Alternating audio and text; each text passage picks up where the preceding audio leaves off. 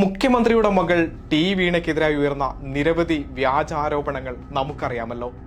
Vigilance കോടതിയിൽ നിന്നും മാത്യു കുഴൽനാടനെ വൻ തിരിച്ചടി കിട്ടിയ ശേഷം അവ ബോധ്യപ്പെട്ട് അദ്ദേഹം ഒന്ന് ഒതുങ്ങിയിരുന്നു. എന്നാൽ ഇപ്പോൾ ടി വീണയുടെ എക്സാലോജിക് കമ്പനിക്കെതിരെ വീണ്ടും വ്യാജ ആരോപണവുമായി എത്തിയിരിക്കുകയാണ് BJP നേതാവും PC ജോർജിന്റെ മകനുമായ ഷോൺ ജോർജ്. മനോരമ ദിനപത്രം പ്രസിദ്ധീകരിച്ച വാർത്ത ഏറ്റുപിടിച്ചായിരുന്നു ഷോണിന്റെ ആരോപണം. മുഖ്യമന്ത്രിയുടെ മകൾക്ക് അബുദാബി ബാങ്കിൽ അക്കൗണ്ട് ഉണ്ടെന്നായിരുന്നു ആ വാർത്ത. അത് വ്യാജമെന്ന് തെളിഞ്ഞതോടെ മനോരമയും ഷോൺ ജോർജും ആകെ അങ്കലാപ്പിലാണ്. ഒന്ന് ഗൂഗിളിൽ തിരഞ്ഞാൽ ലഭിക്കാവുന്ന വിവരമാണ് മനോരമയും ഷോണും വലിയ വായിൽ കൊട്ടിഘോഷിച്ചത്. ടി വീണ MD ആയുള്ള കമ്പനിയുടെ പേര് എക്സാലോജിക് സൊല്യൂഷൻ എന്നാണ്. എന്നാൽ മനോരമയും ഷോണും പറഞ്ഞത് ചെറുതായല്ല വലുതായൊന്നും പാടി.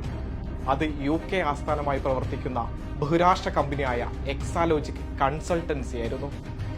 ആ കമ്പനിയുമായി ബന്ധപ്പെടുത്തി എന്തൊക്കെയാണ് പറഞ്ഞുകൂട്ടിയത്. മുഖ്യമന്ത്രിയുടെ മകൾക്ക് അബുദാബി ബാങ്കിൽ അക്കൗണ്ട് ഉണ്ട്, അതും പോരാഞ്ഞിട്ട് SNC ലാവലിനെ ഇതിലേക്ക് എടുത്തിടുകയും ചെയ്തു.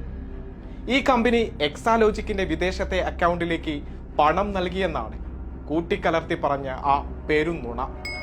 ആരോപണങ്ങളിൽ ഒരു വ്യക്തതയും വരുത്താൻ മനോരമയ്ക്കും ഷോൺ ജോർജിനും കഴിയുന്നില്ലെങ്കിൽ പോലും ആധികാരികത എന്ന പ്രതീതി സൃഷ്ടിച്ചാണ് വാർത്തയും ആരോപണവും വന്നത്.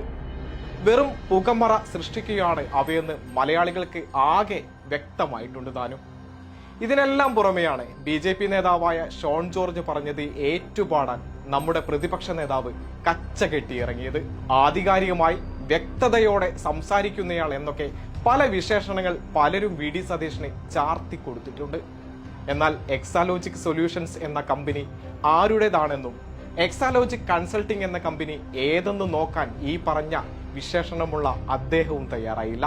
കേരളം ഭേദപ്പെട്ട പ്രതിപക്ഷത്തെയും വകതിരിവുള്ള പ്രതിപക്ഷ നേതാവിനെയും പ്രതീക്ഷിക്കുന്നുണ്ടെന്ന് വീണ്ടും തെളിയിക്കാൻ VD സതീഷിന് ഭംഗിയായി കഴിഞ്ഞു.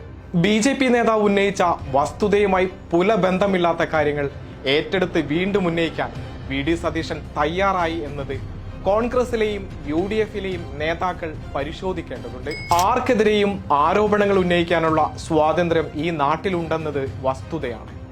എന്നാൽ ആ ആരോപണം ശരിവയ്ക്കുന്ന തരത്തിൽ തെളിവ് നിരത്തേണ്ടത് ഇവ ഉന്നയിക്കുന്നവരുടെ ഉത്തരവാദിത്വമാണ്. എന്നാൽ ആ സാമാന്യ ബോധ്യം പോലും ഇല്ലാതെ BJP നേതാക്കളുടെ വ്യാജ ആരോപണങ്ങൾ VD സതീഷിനെ പോലുള്ളവർ വീണ്ടും എടുത്തേറിയുന്നതിൽ ദുരൂഹത സംശയിക്കുന്നവരെ തള്ളിപ്പറയാനാവില്ല.